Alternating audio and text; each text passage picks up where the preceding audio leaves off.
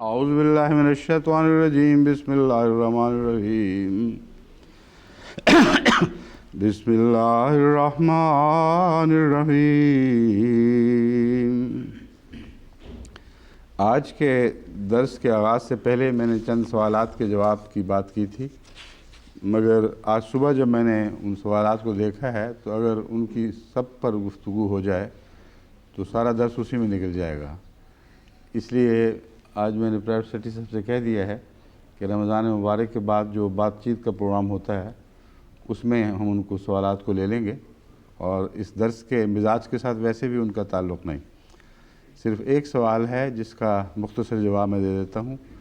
وہ کینیڈا سے امیر صاحب نے بھجوایا ہے کہ ایک غیر احمدی دوست نے درس کے دوران جب ما خلقکم ولا بعثکم الا کنفس واحدہ ان اللہ سمیع بصیر پر تفسیر ہیں۔ اچھا ہم سوری، غیر احمدی کی نہیں ہے۔ اچھا تو غیر احمدیوں کی طرح سوال کرنے بھی آتے ہیں۔ میں تو یہی سمجھ رہا تھا میں کہ وہ تو اچھے بھلے ماشاء اللہ۔ اچھا وہ چھوڑ دیا ہے، وہ تمہید میں انہوں نے غیر احمدی کا ذکر کیا تھا اور بعد میں اپنا سوال کیا۔ میں معذرت چاہتا ہوں۔ کہتے ہیں یہاں آپ نے فرمایا ہے کہ ما خلقکم ولا بعثکم الا کنفس واحدہ، اس میں بچے کی پیدائش کا ذکر کیا ہے کہ جس طرح آغاز کے وقت اس کی جو حالت ہوتی ہے وہ اتنی معمولی اور بے حقیقت نظر آتی ہے کہ اس کا موازنہ اگر اس بچے سے کیا جائے جو 9 مہینے کے بعد پیدا ہوتا ہے تو زمین آسمان کی نسبت ہے۔ اسی طرح ہمارے مرنے کے بعد کی روح کی کیفیت اور اٹھائے جانے کے وقت کی روح کی کیفیت میں فرق ہوگا۔ وہ کہتے ہیں یہ اگر تسلیم کیا جائے تو یہ تو 9 مہینے کے اندر ہو جاتا ہے، تو پھر کیا ہمیں 9 مہینے کے اندر دوبارہ جی اٹھنا ہے؟ اور پھر اور بہت سے سوال اس کے ساتھ اٹھائے ہیں کہ آدم کے وقت سے لے کر اب تک مختلف وقتوں میں لوگ مرتے رہے ہیں، ان کے 9 مہینے پورے ہوئے تو مدتیں گزر گئیں۔ تو دراصل اس کے اوپر تفصیل سے میں دوسری جگہ روشنی ڈال چکا ہوں۔ نفس واحدہ کا ذکر صرف بچے کی پیدائش میں نہیں آتا، بلکہ زندگی کی پیدائش کے ساتھ بھی نفس واحدہ کا ایک تعلق ہے، اور قرآن کریم اسی حوالے سے فرماتا ہے یا ایھا الناس اتقوا ربکم الذی خلقکم من نفس واحدۃ وخلق منہا زوجہا۔ ابھی انسانوں کی پیدائش کا کوئی ذکر نہیں۔ ظاہر ہے کہ یہ زندگی کے آغاز کی بات ہو رہی ہے، جبکہ زندگی نفس واحدہ سے چلتی تھی اور 2 قسم کے نفوس یعنی مذکر اور مؤنث یا میل اور فیمیل وجود میں نہیں آئے تھے۔ یہ سلسلہ اسی طرح جاری رہا، خلقکم من نفس واحدۃ وخلق منہا زوجہا، پھر اس میں سے اس کا جوڑا ہم نے نکالا، وبث منہما رجالا کثیرا، اور انسان تو بہت بعد میں پیدا ہوا ہے۔ جب وہ 2 ہو چکے اور 2 نے مل کر زندگی پیدا کرنی شروع کی، پھر انسانوں کی باری آئی ہے، وَبَثَّ مِنْهُمَا رِجَالًا كَثِيرًا وَنِسَاءً۔ اس کے اوپر میں پہلے بہت بارہا روشنی ڈال چکا ہوں کہ یہاں بہت ہی پرانے قدیم ترین زمانے کی بات ہو رہی ہے، جو ہو سکتا ہے 1 ارب سال پہلے کی بات ہو۔ تو اس پہلو سے نفس واحدہ کی پیدائش کا ایک اور مضمون بھی تو ہے۔ ایک پہلو سے ہم بچے کی پیدائش پر غور کرتے ہیں، ایک پہلو سے اگر زمانہ دیکھنا ہو اور پہلے اور آخری واقعہ کا آپس میں فاصلہ دیکھنا ہو تو یہ آیت مدد کرتی ہے۔ اور یہ جو آیت ہے اس کا تعلق ایک اور مضمون سے بھی ہے جو نفس واحدہ کی اس مثال پر صادق آتا ہے جو میں پہلے بیان کر چکا ہوں۔ اللہ تعالیٰ فرماتا ہے ماں کے پیٹ میں جن منازل سے تم گزرتے ہو ان پر بھی غور کرو۔ هو الذی یصورکم فی الارحام کیف یشاء، وہی ذات ہے جو تمہیں ماؤں کے پیٹ میں جس طرح چاہتا ہے، ارحام میں جس طرح چاہتا ہے تمہاری شکلیں بدلتا رہتا ہے۔ لا الہ الا هو العزیز الحکیم، اس کے سوا کوئی معبود نہیں اللہ کے سوا، وہی ہے جو بزرگی والا، غالب اور حکمت والا ہے۔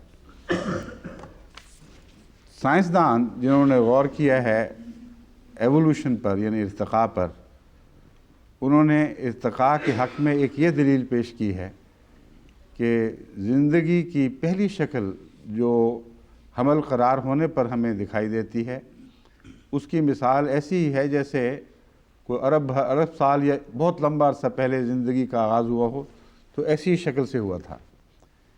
پھر ماں کے پیٹ میں 9 مہینے کے اندر بہت تیزی کے ساتھ سارے ارتقاء کی فلم دہرائی جاتی ہے، اور وہ ساری تصویریں یک کے بعد دیگرے آتی چلی جاتی ہیں جو ایک ارب سال میں پر پھیلی پڑی تھیں، مگر ان کی کوئک موشن میں ایک فلم دہرا دی جاتی ہے بہت تیز رفتاری کے ساتھ۔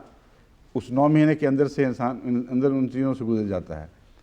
تو اس آیت کا یا ایھا الناس اتقوا ربکم الذی خلقکم من نفس واحدۃ کا پھر اسی مضمون سے تعلق قائم ہو گیا کہ پیٹ کے اندر تم پر جو حالتیں گزرتی ہیں ویسا ہی حالتوں سے گزر کے تم بالآخر اٹھائے جاؤ گے، یعنی روح کے اندر ایک لمبے عرصے تک تبدیلیاں واقع ہوتی چلی جائیں گی جو ارتقائی تبدیلیاں ہوں گی، یہاں تک کہ انسان اس حالت میں اٹھایا جائے گا جب کہ اس کے حواس میں اضافہ کر دیا جائے گا اور موجود حواس میں غیر معمولی مزید صلاحیتیں پیدا کر دی جائیں گی۔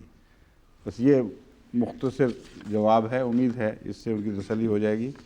دوسرے میں نے فاصلے کا تو ذکر کل درس میں ہی کر دیا تھا۔ میں نے کہا تھا ایک چیز کو جب آپ بہت پرانی چیز ہو مڑ کر دیکھتے ہیں تو جتنا فاصلہ زیادہ ہو اتنا چھوٹی دکھائی دیتی ہے۔ بس قرآن کریم نے روح کے آغاز، وہ سفر جہاں مرنے کے بعد شروع ہوا تھا، اس کا ذکر فرماتے ہوئے یہ بتانے کے لیے کہ یہ بہت پہلے کی بات ہے کہ روح اس سفر پر روانہ ہوئی تھی۔ فرماتا ہے کہ جب وہ اٹھائے جائیں گے اور آپس میں باتیں کریں گے کہ ہم دنیا میں کتنی دیر رہے ہیں، کوئی کہے گا 1-2 دن، کوئی کہے گا دن کا ایک حصہ، اور اللہ تعالیٰ فرماتا ہے ان کو نہیں پتہ، شاید اس سے بھی کم ہو۔ تو اتنا چھوٹا جو زندگی کو دیکھ رہے ہیں وہ اس لیے کہ فاصلہ بہت زیادہ ہے، اور فاصلے کا معاملہ تو وہیں طے ہو گیا تھا میرے نزدیک، مگر بہرحال ان کے اس سوال سے بعض اور لوگوں کے سوال بھی حل ہو جائیں گے۔ اعوذ باللہ من الشیطان الرجیم، بسم اللہ الرحمن الرحیم۔ قل هو اللہ احد اللہ الصمد لم یلد ولم یولد ولم یکن له کفوا احد۔ سورہ اخلاص۔ اللہ کے نام کے ساتھ جو بے انتہا رحم فرمانے والا، بن مانگے دینے والا اور بار بار رحم کرنے والا ہے۔ کہہ دے، یعنی اے رسول، اے محمد صلی اللہ علیہ وسلم، تو کہہ دے وہ اللہ احد، وہی اللہ ہے جو ایک ہے۔ اللہ الصمد، وہ صمد ہے، اس نے کسی چیز کو جنم نہیں دیا، نہ وہ خود پیدا کیا گیا، اور اس کا کوئی کفو نہیں ہے۔ یہ سورہ اخلاص کہلاتی ہے، جس میں توحید کا اس شان اور شوکت کے ساتھ بیان ہے کہ ساری دنیا میں کہیں الہی کتب میں آپ کو اتنے تھوڑے الفاظ میں توحید کا ایسا پرشوکت بیان دکھائی نہیں دے گا۔ پیشتر اس سے کہ میں مفسرین کی کوئی بات کروں، میں عمومی روشنی اس بات پر ڈالنا چاہتا ہوں۔ جہاں تک درسوں کے نوٹس کا تعلق ہے، آج میں نے جب دوبارہ نظر ڈالی تو پتہ چلا کہ اس صورت پر ابھی بہت سی باتیں کرنے والی رہ گئی ہیں، کیونکہ ہر سال وقت کی کمی کی وجہ سے ہمیں دوسری صورت کی طرف منتقل ہو جانا پڑتا رہا، اور ان کا بھی یہی حال ہے۔ تو اب میں نے پرائیویٹ سیکرٹری صاحب سے کہہ دیا ہے کہ درس کے مان بعد مجھ سے اکٹھے بیٹھ کر جب کہ آج کے درس کی یاد تازہ ہوگی، آئندہ کے درسوں کے لیے نوٹس کو ترتیب دے دیں، تاکہ پھر ہم ہر سال ایک حصے کو کور کریں، پھر اگلی دفعہ اس سے اگلے کو۔ احد کا لفظ خصوصیت سے مفسرین کے اور اہل لغت کے زیر نظر رہا ہے۔ احد کا کیا معنی ہے اور واحد کے ساتھ اس کا کیا فرق ہے؟ अहद कहते हैं उस एक को जिसके बाद दूसरे का कोई तसव्वुर न हो।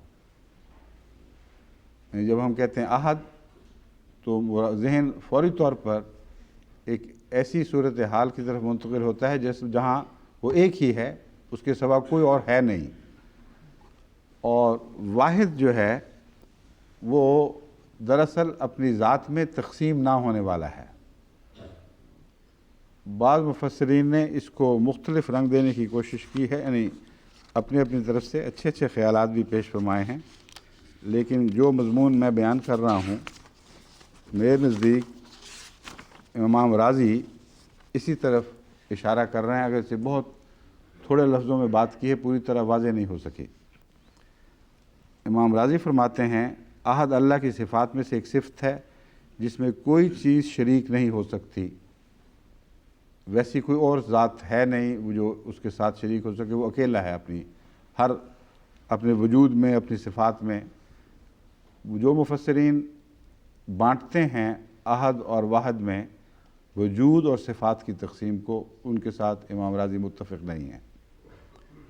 बाज़ कहते हैं अहद ज़ात के साथ ताल्लुक़ रखता है, यानी उसके सिवा कोई ज़ात नहीं है, और वाहिद सिफ़ात के साथ ताल्लुक़ रखता है, उसकी सिफ़ात में कोई शरीक नहीं है। इसकी बजाय इमाम राज़ी ये बहुत ही गहरी बात फरमा रहे हैं। वाहिद और अहद के फ़र्क में ये बात है कि वाहिद अहद में दाखिल हो सकता है लेकिन अहद वाहिद में दाखिल नहीं हो सकता। ये वो मज़मून है जिस पर मैंने गुज़श्ता दर्स में भी रोशनी डाली थी, उस वक्त ये हवाला मेरे सामने नहीं था। ये क्या बात हुई कि वाहिद अहद में दाखिल हो सकता है ना, वाहिद अहद में दाखिल हो सकता है लेकिन अहद वाहिद में दाखिल नहीं हो सकता। बात यह है कि अहद वाहिद उसको कहते हैं जिसके अंदर अंदरूनी तक़सीम कोई ना हो, उसके अंदर दाखिल होने की गुंजाइश ही कोई ना हो, यानी वो आखिरी इकाई है। और जब इसको आखिरी इकाई के तौर पर समझें तो उससे नीचे किसी और इकाई का तसव्वुर नहीं है। इसलिए तसलीस का ये ख्याल कि एक के अंदर भी तीन टुकड़े हो सकते हैं, उनकी ये बात नफ़ी, उनका लफ्ज़ वाहिद नफ़ी करता है। और अहद वाहिद में दाखिल नहीं हो सकता, यानी कोई एक वजूद भी जिसका कोई सानी ना हो, वो अपनी ज़ात में इसकी बात करेंगे लेकिन उसको वाहद के अंदर दाखिल नहीं किया जा सकता। तो हर एक उनमें से एक भी हो और हर एक का जुज़ भी हो, ये नामुमकिन है। जहाँ तक इस बात का ताल्लुक़ है कि वाहिद अहद में दाखिल हो सकता है, तो मुराद ये है कि वाहिद को अहद के साथ इस तरह हम इकट्ठा तसव्वुर कर सकते हैं कि वाहिद की सिफ़ात भी अहद में पाई जाएं, जो ये हैं कि मुनक़सिम भी नहीं होगा। तो इन मानों में वाहिद अहद में दाखिल हो सकता है, यानी अहद की सिफ़ात में अगरचे बाहर की ज़ात की शराकत की नफ़ी है, उसमें अंदरूनी शराकत की भी नफ़ी मौजूद है। इन मानों में हम लफ्ज़ वाहिद को अहद में दाखिल कर सकते हैं। मेरे नज़दीक ये बहुत ही अहम नुक्ता है अहद और वाहिद के फ़र्क को समझने का, इसलिए मैंने इस इमाम राज़ी के हवाले से बयान किया, क्योंकि गुज़श्ता दर्स में मैंने बयान तो किया था मगर इमाम राज़ी का कोई हवाला नहीं था, इसलिए कि मेरे इल्म में नहीं था। मगर कोई ये ना समझे कि इमाम राज़ी ने इतनी अच्छी बात की और उनका नाम भी नहीं बताया गया, इसलिए मैं खोल कर अब बताता हूँ। फरमाते हैं दूसरा फ़र्क यह है कि तुम कहो कि फ़लाँ का वाहिद मुकाबला नहीं कर सकता, तो ये कहना जायज़ होगा कि उसका मुकाबला इस्नान कर सकते हैं। यानी वाहिद के लफ्ज़ के अलावा 2, 3, 4 का तसव्वुर होता है, वाहिद, इस्नान वगैरह। तो अगर कोई कहे कि फ़लाँ शख्स का वाहिद शख्स मुकाबला नहीं कर सकता, तो जहन में उठ सकता है सवाल कि 2 कर सकते हैं, 1 नहीं कर सकता, तो क्या फ़र्क पड़ता है। लेकिन अगर कहो अहद है वो और मुकाबला नहीं कर सकता, तो इसका मतलब फिर कोई मुकाबला नहीं कर सकता। अगर अहद भी नहीं कर सकता तो दूसरा है ही कोई नहीं, फिर मुकाबला किसने करना है। तीसरा फ़र्क ये बयान फरमाते हैं کہ واحد دو یا زیادہ کے سیاق میں استعمال ہوتا ہے، اور احد نفی کے ثبات ہوگا لفظ، یا سیاق میں لکھا ہوا ہے، اور احد نفی میں، یعنی مراد ان کی یہ ہے کہ واحد دو یا زیادہ کے تعلق میں بیان ہوتا ہے، اور احد دو یا زیادہ کی نفی میں بیان ہوتا ہے۔ مثلاً دو یا زیادہ میں سے تم کہتے ہو کہ میں نے واحد آدمی دیکھا، جب تم کہتے ہو میں نے واحد دیکھا تو یہ بات اس بات کی نفی نہیں کرتی کہ اور آدمی نہ ہوں۔ تم نے ایک دیکھا ہے، ہو سکتا ہے ہزار کے مجمع میں سے تم نے ایک کو دیکھ لیا ہو، مگر جب تم کہتے ہو میں نے احد دیکھا تو مراد یہ ہے کہ کوئی اور تھا ہی نہیں، ناممکن ہے کہ کوئی اور بھی موجود ہو۔ تو واحدم منہم کو دیکھ لینا باقی کی نفی نہیں کرتا، لیکن احد ہر دوسرے وجود کی نفی کر دیتا ہے۔ بس ان معنوں میں اب ہم اس صورت کے مضمون کی طرف واپس آتے ہیں۔ قل هو اللہ احد، کہہ دے اللہ ایسا ایک ہے، کہ جس میں امام راضی کے مسلک کو قبول کرتے ہوئے یہ بھی داخل کیا جا سکتا ہے کہ اس کی اندرونی تقسیم بھی ممکن نہیں، اور اس کی اس میں بیرونی طور پر ایجادی ممکن نہیں۔ اپنی ذات میں وہ منقسم نہیں ہو سکتا، کیونکہ وہ واحد کا مضمون بھی رکھتا ہے، اور اس کی ذات کے علاوہ اور کوئی وجود نہیں ہے اس کے سوا، بس وہ ایک ہے۔ اللہ الصمد، اللہ صمد ہے۔ صمد کے مختلف معنی میں نے گزشتہ درس میں بھی بیان کیے تھے، مختصراً ان کی طرف اشارہ کرنا ضروری ہے کہ ورنہ پھر بات آگے نہیں بڑھے گی۔ صمد اس چٹان کو کہتے ہیں جو چٹان ایسے سیلاب میں بھی جب کہ سب کچھ غرق ہو جائے، جیسا کہ نوح کے طوفان کے وقت کہا جاتا ہے سب کچھ غرق ہو گیا، وہ باقی بچ جائے اور ایک ہی پناہ گاہ ہو، تو کشتی نوح کا مضمون لفظ صمد میں پایا جاتا ہے۔ جب کوئی اور سہارا نہ ہو تو وہ ایک سہارا موجود رہے۔ دوسرا صمد سردار کو کہتے ہیں، ایک بے مثل سردار کو، ایسا شخص جس کی لوگ پناہ ڈھونڈتے ہیں، جو خود کسی کی پناہ کا محتاج نہ ہو۔ تو یہ سارے معنی اور ان سے ملتے جلتے معنی لفظ صمد میں پائے جاتے ہیں۔ اب سوال یہ ہے کہ اللہ تو ایک ہے، اس کے سوا ہے کوئی نہیں، تو پھر صمد کی کیا بحث ہوئی؟ جب اور کچھ ہے ہی نہیں تو کون اس کی پناہ ڈھونڈے گا، اور کون ایسے وقت میں جب کہ لوگ تباہ و برباد ہو رہے ہوں ایک ایسے وجود کی طرف نگاہ کرے گا جو تباہی سے پاک اور بالا ہے؟ وجود تو ہے ہی کوئی نہیں اور۔ تو یہ وہ مضمون ہے جس کو اس وقت کھولنا ضروری ہے۔ اسی کا جواب صمد نے دیا ہے احد کا، کہ احد سے تم یہ نہ سمجھو کہ خدا کے سوا کوئی اور وجود دکھائی نہیں دیتا۔ جتنے وجود دکھائی دیتے ہیں وہ خدا کے سہارے کے محتاج ہیں، اس لیے بذات قائم نہیں ہیں، اور احد احد ہی رہے گا۔ احد ان معنوں میں کہ کوئی وجود ایسا نہیں ہے جو بذات قائم ہو، اور جو وجود دوسرے ہیں وہ احد کی نظر عنایت کی وجہ سے زندہ دکھائی یا موجود دکھائی دیتے ہیں۔ اگر احد ان سے نظر پھیر لے تو وہ غائب ہیں، اس لیے فی الحقیقت احد کے سوا اور کوئی نہیں ہے۔ اور لفظ صمد نے ہمیں بتا دیا کہ جو ہیں وہ سارے کے سارے اپنی نجات اور بقا کے لیے اس کی طرف دیکھ رہے ہیں، اور اگر وہ سارے کے سارے مٹ بھی جائیں تو احد کو کوئی فرق نہیں پڑتا، بلکہ اس کی احدیت زیادہ شان کے ساتھ ابھرتی ہے۔ لیکن احد اگر بیٹھے نعوذ باللہ من ذالک کہ انسان تصور کرے تو کچھ بھی باقی نہیں رہتا۔ احد کا فقدان وجود کا فقدان ہے، وہ ارب عرب وجود بھی ہوں، ان کا فقدان احد کا فقدان نہیں ہے۔ تو لفظ صمد نے اس مضمون کو وضاحت کے ساتھ خوب کھول دیا۔ لم یلد ولم یولد، یہ جو وجود ہے یہ احد تو ہے، لیکن ایسا تو نہیں ممکن کہ اس سے پہلے کوئی اور ہو جو اس کو پیدا کر کے آپ مر چکا ہو۔ یہ خیال بھی تو ہو سکتا ہے کہ عہد اس زمانے میں ہے یا ہمیشہ سے عہد ہے، صمد اس زمانے میں ہے یا ہمیشہ سے صمد ہے۔ تو لم یلد کا مطلب یہ ہے نا، یہ میں بتاتا ہوں، خود مر چکا ہو، کسی کو پیدا کر کے آپ غائب ہو گیا ہو، یہ تو نہیں کہیں کہ عہد تو تھا جب تک تھا لیکن ہمیشہ کے لیے نہیں تھا۔ اس خیال کی نفی لم یلد کرتی ہے کہ وہ کسی کو پیدا کر کے خود غائب نہیں ہوا۔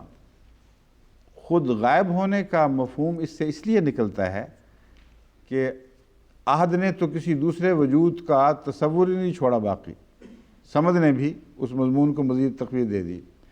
اگر ایک وجود ایسا پیدا کر رہا ہو اور بچوں کو، تو پھر وہ عہد نہیں رہے گا اور صمد نہیں رہے گا۔ اس لیے اس کے فنا کا مضمون لا داخل ہے اس بات میں کہ وہ ایسا نہیں ہے کہ کسی کو پیدا کر کے خود مر جائے، جیسے ماں بچہ پیدا کرتی ہے اور ولادت کے دوران ہی مر جاتی ہے، اور اس کی صفات اگر وہ احدیت کی صفات بھی ہوں تو آئندہ بچے کی صورت میں زندہ رہیں گی، ماں کی صورت میں نہیں رہیں گی۔ تو یہ تصور جو عیسائیت کا ہے کہ اللہ نے پیدا بھی کیا اور پھر بھی عہد ہے، اس کو یہ آیت باطل قرار دے رہی ہے، یہ ناممکن ہے، عقل کے خلاف ہے۔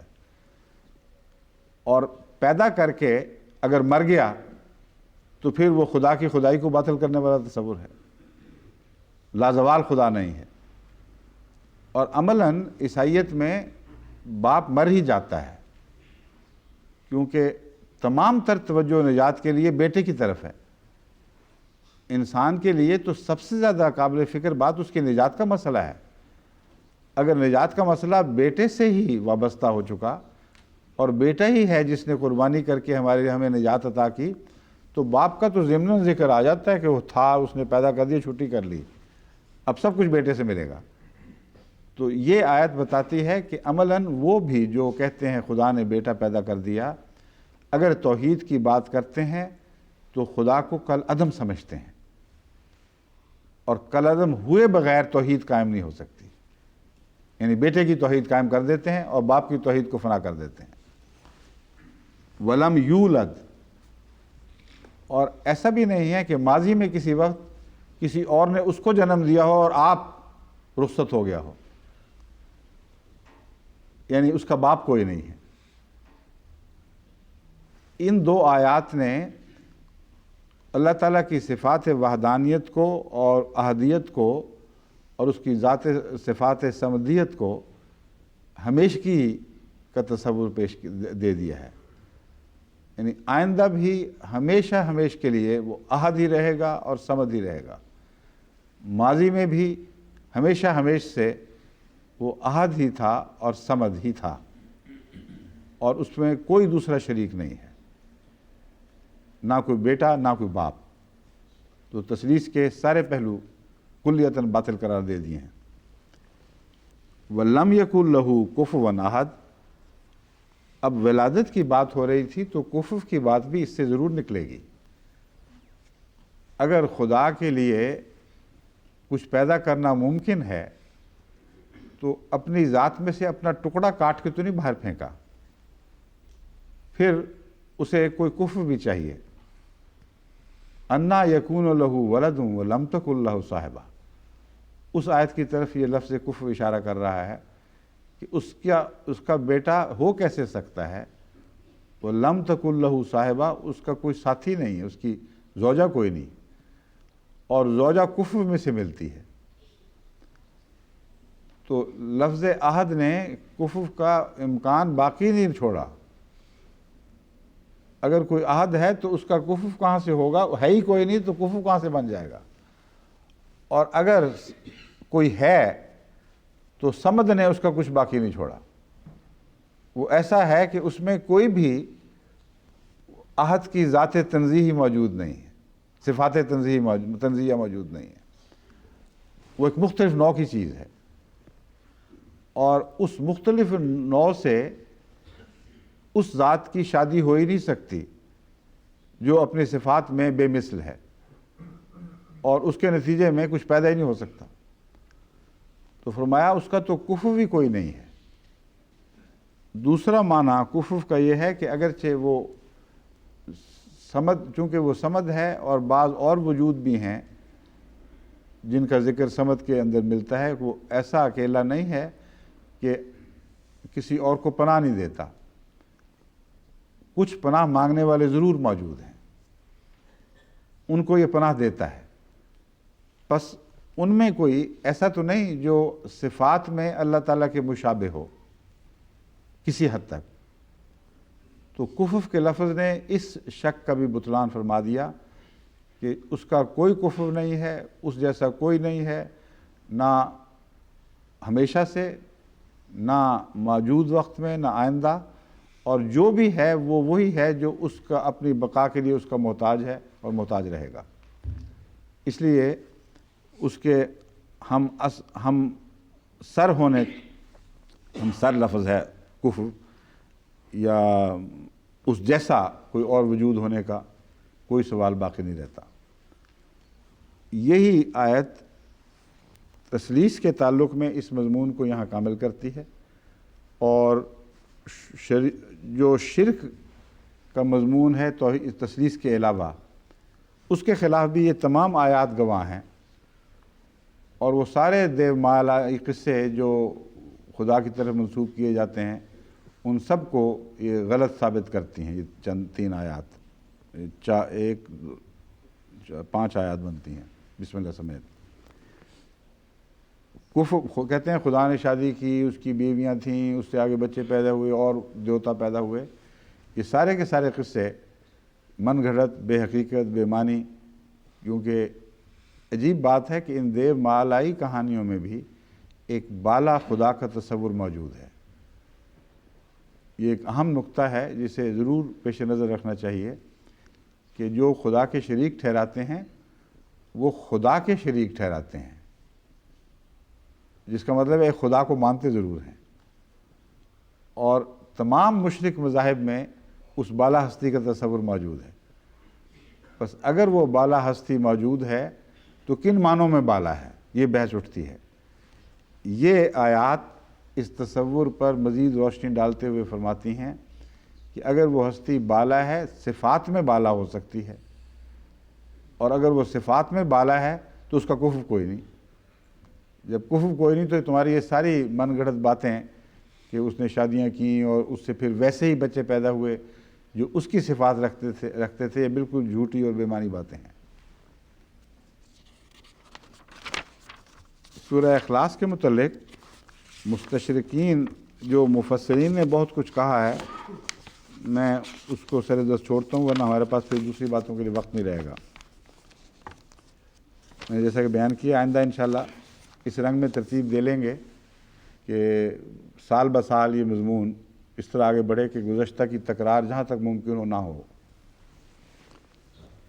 Mister Wherry, a comprehensive commentary on the Quran, Surah Al-Ikhlas, Declaration of God's Unity میں لکھتے ہیں, This chapter says sail is held in particular veneration by the Muhammadans and declared by a tradition of their prophet to be in equal value to a third part of the whole Quran. It is said to have been revealed in answer to the Quraysh who asked Muhammad concerning the distinguishing attributes of God he invited them to worship. کہتا ہے کہ دراصل یہ آیت، یہ صورت very کہتا ہے عیسائیت سے متعلق نہیں ہے بلکہ مشرکین مکہ سے اس کا تعلق ہے. جہاں جہاں بھی میں نے مستشرقین کے حوالے پڑھے ہیں جہاں وہ یہ تسلیم بھی کرتے ہیں کہ عیسائیت سے بھی تعلق ہے، وہ اہمیت اس بات کو دیتے ہیں کہ اس کا مشرکین مکہ سے تعلق ہے. اس کی وجہ یہ ہے کہ اس صورت کی شوکت ایسی ہے کہ اس سے گھبراتے ہیں، اس پر زبان کھولنے کی گنجائش کوئی نہیں ہے. زیادہ سے زیادہ یہ کہہ دیں گے کہ ہمارے ہاں بھی ایسی باتیں ہیں، جیسا کہ آگے جا کے میں آپ کو دکھاؤں گا، لیکن اس کا بہت روب ہے ان پر. بس اگر وہ عیسائیت کے مقابل پر اس کو کھڑا کریں تو عیسائیت کا کچھ بھی باقی نہیں رہتا. اس لیے وہ ظاہر یہ کرتے ہیں کہ دراصل تو اس کا مشرکین سے تعلق تھا اور اسی پس منظر میں اس کو سمجھنا چاہیے۔ اور عجیب بات ہے کہ بعض ہمارے مفسرین کو چونکہ شان نزول کی تلاش کی عادت پڑی ہوئی ہے، اس لیے وہ بھی عجیب و غریب بعض روایات اس سلسلے میں پیش کرتے ہیں کہ ایک مشرک آیا، اس نے یہ پوچھا تو اس کا یہ جواب دیا، پھر آیا اس نے یہ پوچھا یہ جواب دیا، اسی طرح اور بعض ایسے قصے ہیں۔ پھر اللہ تعالیٰ نے یہ آیت نازل فرمائی۔ اس صورت کی جو شان اور شوکت اور اس کا جو تنزیہی مرتبہ ہے وہ ان روایات کے نتیجے میں مجروح ہو سکتا ہے، اس کو کوئی شوکت مزید نہیں ملتی، کوئی اچھا پرتو اس پر نہیں پڑتا۔ اس لیے یہاں یہ بحث اٹھانے کے لائق ہے، اس بحث میں داخل ہونا ہی ممنوع اور حرام سمجھا جانا چاہیے کہ کیوں ہوئی تھی۔ خدا واحد کا مضمون اگر کوئی کلام بیان نہیں کرتا تو کچھ بھی نہیں بیان کرتا۔ اگر توحید پر کامل روشنی نہیں ڈالتا اور انتظار کرتا ہے کہ کوئی پوچھے تو جواب دیا جائے ورنہ بات کرنے کی ضرورت نہیں، تو پھر توحید کا کچھ بھی باقی نہیں رہتا۔ توحید تو تمام مذاہب میں مرکزی نقطہ رکھتی ہے، اور جیسا کہ میں نے بتایا تھا مشرکین بھی دراصل ایک موحد خدا کے آخری شکل میں بات کیے بغیر نہیں رہ سکتے۔ تو یہ تو ایسی چیز تھی جس کے بغیر قرآن نہیں بنتا، اور احادیث میں اس کے اہمیت کا جہاں ذکر ہے، جہاں اس کے مختلف نام ملتے ہیں، اس کی برکتیں ملتی ہیں، اس کی روشنی میں ان سب بحثوں کو میں بے حقیقت اور بے معنی سمجھتا ہوں کہ کیوں نازل ہوئیں۔ یہ نازل نہ ہوتی تو قرآن نازل نہ ہوتا، کچھ بھی نہ رہتا، کسی مذہب کا کچھ نہ رہتا۔ اور توحید پر ایسا شاندار بیان انسان کی توحید پر ایمان کی بقا کے لیے ضروری ہے، کیونکہ ایسا ایمان آپ کو کہیں اور ایسا بیان آپ کو کہیں اور دکھائی نہیں دے گا۔ بس اس کے بعد میں اب دوسرے بعض مصنفین کا ذکر کرتا ہوں، مستشرقین کا ذکر کرتا ہوں۔ Richard Bell, the Quran translation with a critical rearrangement of the surahs. This little surah has been much discussed. Most moderns regard it as directed against Christian doctrines of the divine sonship. کہتے ہیں جو ماڈرنز ہیں وہ اب اس بات پر آ گئے ہیں کہ اسے عیسائیت کے مقابلہ کے تناظر میں سمجھیں، اور وہ سمجھتے ہیں کہ واقعتاً اصل میں عیسائیت کو قلع کما کرنے کے لیے یہ صورت نازل ہوئی ہے۔ خصوصیت سے حضرت عیسیٰ علیہ السلام کے لٹرلی خدا کا بیٹا ہونے کے تعلق میں it has been suggested that it might combat the pagan doctrine that the goddesses were daughters of Allah, and the use of walada, not aulada, in verse 3 might be held to support that, but the reading varies.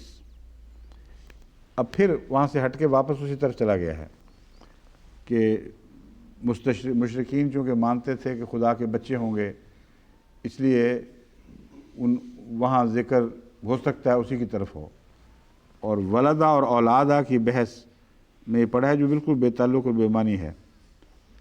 However, verse 4 must be directed against Christian doctrine. کہتے ہیں یہ بات تو ماننی پڑتی ہے کہ چوتھی ورس لم یلد کرسچن ڈاکٹرن کے خلاف ہے۔ The date will therefore depend upon the time at which Muhammad definitely broke with Christianity. کہتا ہے اس سے ہمیں پتہ لگ گیا کہ کب نازل ہوئی ہوگی، اور ہمیں ثابت ہو گیا کہ یہ اس وقت نازل ہوئی ہے مدینے میں جبکہ کافی کوششوں کے باوجود عیسائیوں کو اپنے قریب نہیں کر سکے، اور آخر ہار کر جب ان سے چھٹی کر لی اور انقطاع کر لیا کہ اچھا پھر ہمارا مقابلہ صحیح، اس وقت یہ نازل ہوئی ہوگی۔ ورنہ اس سے پہلے آپ کو کیسے طاقت تھی کہ عیسائیت کے کارڈینل ڈاکٹرن کے خلاف، جس میں ساری عیسائیت کی بقا ہے، اتنا کھلا اعلان جنگ کر دیتے؟ تو اس طرح اس نے قرآن ری ارینج کیے بیوقوف نے۔ حیرت ہوتی ہے ان کا ضرور اس کو ہسپتال میں داخل کرنا چاہیے تھا، پتہ نہیں کیوں کسی کو خیال نہیں. ایسی بے تکی، ایسی جہلانہ باتیں ہیں کہ آدمی حیران ہو جاتا ہے. آگے میں بتاؤں گا کہ یہ صورت کب نازل ہوئی ہے. کہ this will probably place it in the Medinian period somewhat later than the quarrel with the Jews. یعنی پہلے عیسائی سے بحث کی، عیسائیوں سے اختلاف اپنے کمال تک پہنچا ہے وہ ذکر کرتا ہے. پھر کہتا ہے غالباً وہ بھی کافی نہیں تھا، جوس سے بھی جب جھگڑا ہو گیا تو اس کے بعد کہیں جا کے یہ ہوئی ہے. مگر ایک بات مانتا ہے، it is an emphatic statement of the uniqueness and unity of Allah. یہ کمپلیمنٹ دینے پہ تو مجبور ہیں، اسی سے ڈرتے ہیں. یہ نزول کی بات دیکھیں کہ مستشرقین میں سے ولیم میور اسے ارلیسٹ میکن چیپٹر قرار دیتا ہے، اور تمام بڑے بڑے جو کبار صحابہ جو روایت کرتے ہیں وہ یہی کہتے ہیں کہ مکہ میں نبوت کے آغاز کے ساتھ ہی یہ صورت نازل ہو چکی تھی. اور اس ضمن میں صرف میور ہی مستشرقین میں سے ایسا نہیں ہے، بلکہ نولڈیک ہے جو جرمن مستشرق ہے، اس کو end of the first period قرار دیتا ہے، جس کی تشریح کرتا ہے about the 4th year of the کال.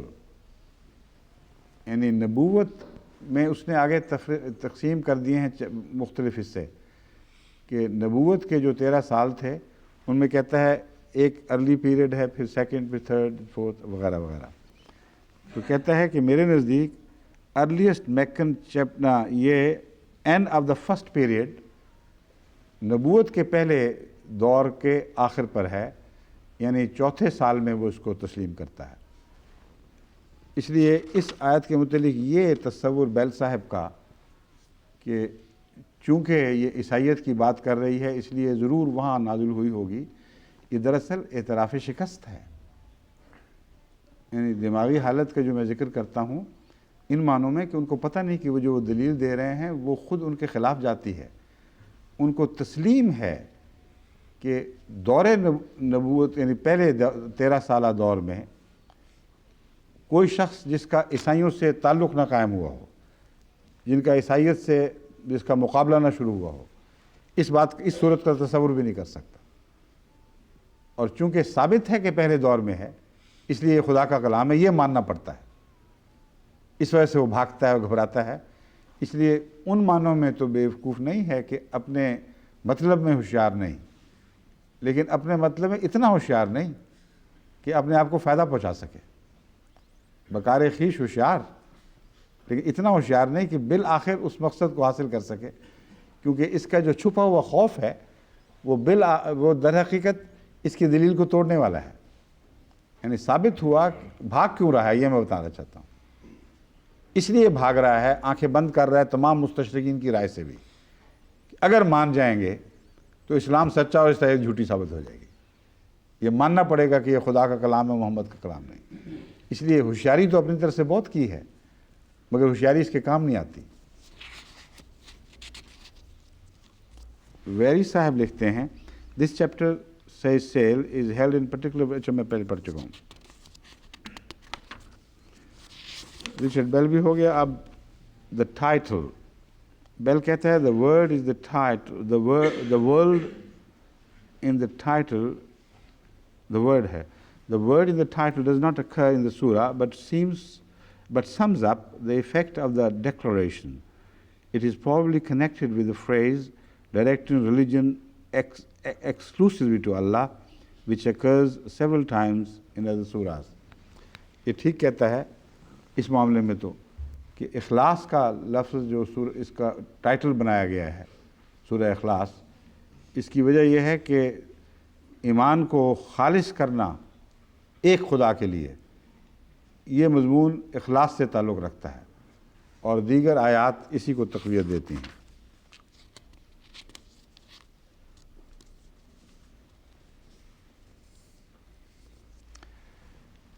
اچھا، مونٹگومری واٹ کہتا ہے کہ میکن ہے، یہ مانتا ہوں میں.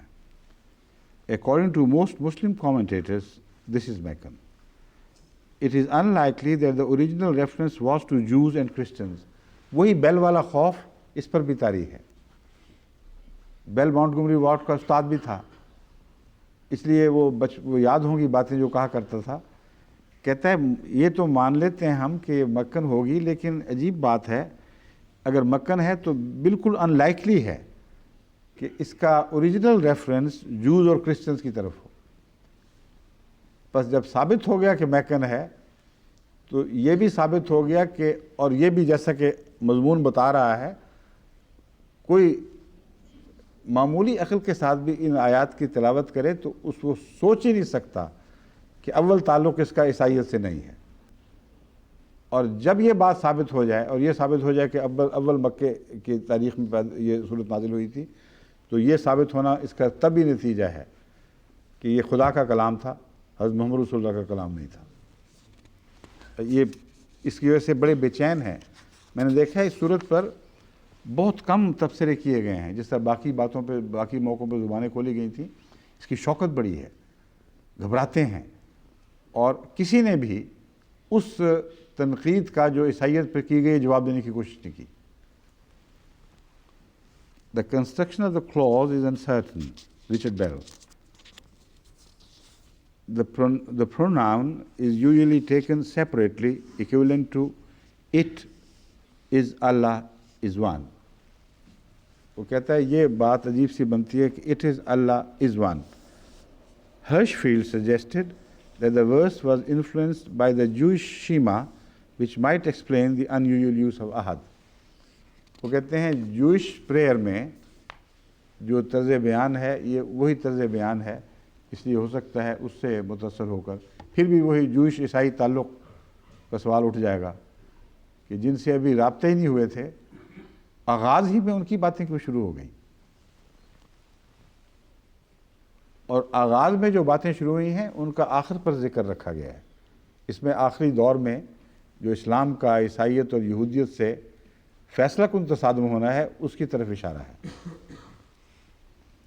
ریچرڈ بیل پھر لکھتا ہے so most moderns but no satisfactory derivation of the word in this sense has been suggested. So most moderns آگے فکرہ ختم ہے. But no satisfactory derivation of the word in this sense has been suggested. Arab commentators take the word as meaning the one to whom recourse is had. یہ یہاں سورہ اب سمد کی بات شروع کر چکا ہے. سمد کے لفظ کے نیچے لکھتا ہے، اب دوبارہ میں سناتا ہوں، سو موسٹ ماڈرنز. آگے فکرہ رہ گیا ہے لکھنے والے سے، یا وہ بعض دفعہ خود ہی بعض باتیں غائب کر جاتا ہے، نوٹس کی شکل میں معلوم ہوتا لکھتا ہے چیزیں. But no satisfactory derivation of the word in this sense has been suggested. کہتا ہے کوئی بھی تسلی بخش ڈیریویٹو سجیسٹ نہیں ہوا جو اس پر روشنی ڈال سکے کہ ہے کیا چیز. Arab commentators take the word as meaning the one to whom recourse is had, the chief. Arab commentators بہرحال یہ مانتے ہیں کہ اس سے مراد وہ ذات ہے جس کی طرف ہر چیز پناہ کے لیے جھکتی ہے اور جو chief who. The Semitic root samad seems to mean to bind together. کہتا ہے اگر اس کو ہم ہیبرو روٹ کی طرف لے کے جائیں تو اس کا مطلب یہ بنے گا وہ چیز جو باندھ دیتی ہے. The undivided might give the sense.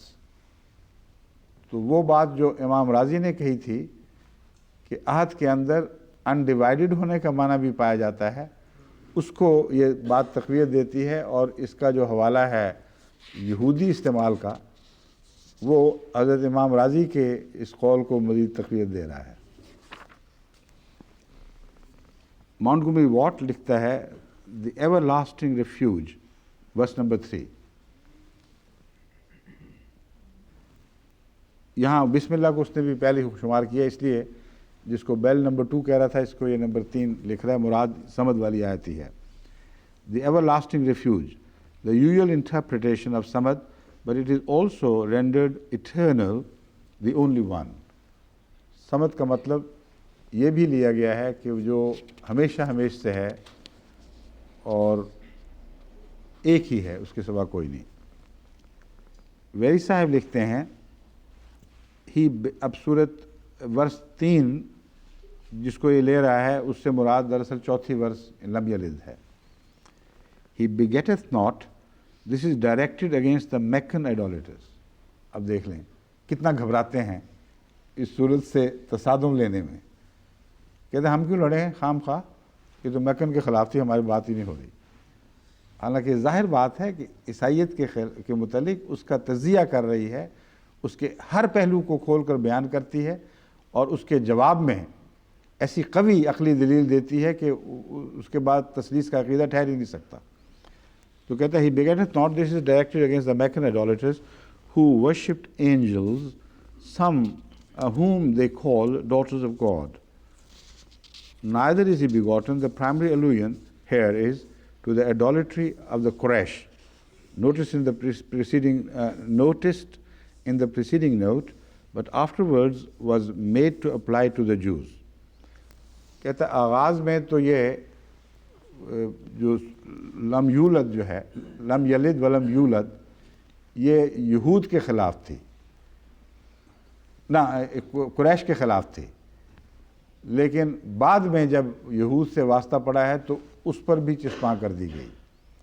یہ ان کی پریشانی اور جو بے اختیاری ہے اس کا منظر پیش کر رہی ہے بات. یہ سارے گھبرا رہے ہیں اس سے.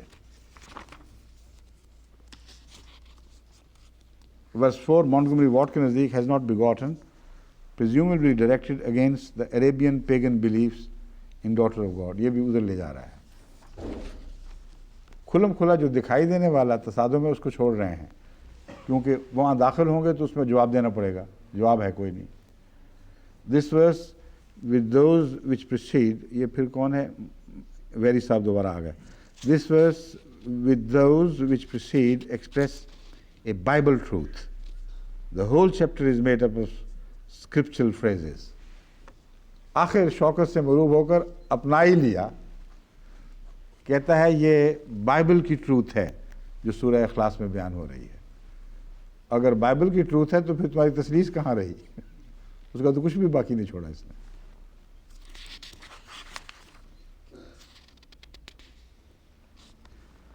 مونٹگومری واٹ سمت کا کفون احد کا ترجمہ کرتا ہے equal to him is not anyone, he has no peers. چونکہ وقت دعا کے لیے بھی چاہیے، وقت اعلانات بھی کرنے ہیں، اس لیے میں نے جیسا کہ بیان کیا تھا مزید تفصیلی گفتگو ممکن نہیں ہے. مگر میں آپ کو یہ بتانا چاہتا ہوں کہ قل هو اللہ احد میں جب ایک فرمایا گیا اس کے بعد صمد کا ذکر فرمایا ہے جس میں پناہ کا مضمون ہے، جس کا مطلب ہے کہ صمد لفظ آئندہ آنے والی دونوں صورتوں کے لیے دروازہ کھولے گا اور ان دونوں کا تعلق پناہ سے ہوگا. بس فرمایا کہ اگر خدا کے سوا اور کوئی وجود ہی نہیں تو پھر پناہیں کس کی کیوں ڈھونڈتے ہو اور کون ہے جو پناہیں مانگتے ہیں؟ تو اس کا جواب یہ ہے کہ صمد اس واحد ذات کو، اس واحد اور احد ذات کو کہتے ہیں جو بذات قائم ہے، اس کے سوا کوئی نہیں، اور اسی وقت تک قائم رہ سکتی ہے جب تک وہ ہے، لیکن اس کے باوجود اس کو نظر انداز کر دیتے ہیں اور اس وقت اس کو تلاش کرتے ہیں جب خود اپنے اوپر موت کا ابتلا وارد ہو جائے یا خطرات گھیر لیں، اور وہ آخری وقت جب وہ سمجھتے ہیں کہ اب ہماری بقا اپنی ذات میں ممکن ہی نہیں، پھر ان کو یہ ابری ہوئی چٹان دکھائی دیتی ہے اور جانتے ہیں کہ اس کے سوا کوئی نجات نہیں ہے، اس کی پناہ ہمیں لازماً لینی پڑے گی. تو اعوذ میں جو مضمون بیان ہوا ہے اس کی طرف صمد دروازہ کھول رہا ہے. تم مانو یا نہ مانو، اس کی پناہ کے بغیر تمہاری نجات ممکن نہیں، تمہاری بقا ممکن نہیں. تمہیں لازماً اس سے پناہ لینی ہوگی، اس کی پناہ لینی ہوگی دوسروں سے. اب سوال یہ ہے قل اعوذ برب الفلق، میں اس صورت میں اب داخل ہونے والا ہوں، اس کے بعد بتاتا ہوں کہ فلق اور ناس میں کیا فرق ہے، کس قسم کی پناہیں ہیں جو الگ الگ ہیں۔ بسم اللہ الرحمن الرحیم، قل اعوذ برب الفلق من شر ما خلق ومن شر غاسق اذا وقب ومن شر النفاثات في العقد ومن شر حاسد اذا حسد۔ ضمن میں بتا دوں کہ یہاں لالا لکھا ہوا ہے ہر جگہ، جس کا مطلب ہے کہ نہیں ٹھہرنا ہے، بس ایک ہی سانس میں پڑھی جاؤ، حالانکہ یہ ضروری نہیں ہے۔ اور جیسا کہ سعودی چھپے ہوئے قرآن سے ثابت ہے، اس میں کہیں لا نظر نہیں آئے گا آپ کو، اور رسول اللہ صلی اللہ علیہ وسلم کے متعلق قطعی روایت ہے کہ آپ یہ آیتیں ایک ایک کر کے ٹھہر ٹھہر کے پڑھا کرتے تھے۔ تو اس لیے مضمون کے ساتھ تعلق ہے، جتنا مضمون آپ ذہن میں سوچتے ہیں 2-3 آیات کے تعلق کا، وہاں پہنچ کر ٹھہرنے کا آپ کو حق ہے، اور اگر ایک ایک لفظ پر غور کر کے ڈوب کر پڑھنا ہو تو ہر لفظ پر ٹھہرنے کا حق ہے، اور ایسی صورت میں لا کا عدم ہو جائے گا، اس کا کوئی اثر نہیں ہوگا۔ تو ہم پڑھ سکتے ہیں قل اعوذ برب الفلق، کہہ دے میں پناہ مانگتا ہوں رب الفلق کی، رب فلق کی پناہ۔ سورہ فلق میں بھی پناہ سے بتائی گئی ہے، پناہ مانگنے کا ذکر ہے، اور سورہ ناس میں بھی۔ ان دونوں میں فرق کیا ہے، اور سورہ اخلاص سے ان کا کیا تعلق ہے؟ بہت سے مضامین پر میں پہلے روشنی ڈال چکا ہوں۔ ایک نئی بات جو آپ کے سامنے رکھنا چاہتا ہوں وہ یہ ہے کہ سورہ توحید ایک سورج کی طرح ہے جو چمکتا ہے، اور اس کی روشنی سے اور اس کی توانائی سے ہر دوسری چیز طاقت حاصل کرتی ہے، اور ہر قسم کے خطرے کا حل ہے سورج میں ہے، ہر قسم کی پناہ سورج مہیا کرتا ہے، اور ہر قسم کے اندھیروں کو زائل کر دیتا ہے اور ٹال دیتا ہے۔ تو سورہ اخلاص تو یوں لگتا ہے جیسے توحید کا سورج چڑھ گیا، اور جب سورج چڑھ جائے تو پھر اندھیروں کا کیا ذکر ہے، پھر پناہ کا کیا ذکر ہے؟ یہاں 2 قسم کے امکانات ہیں۔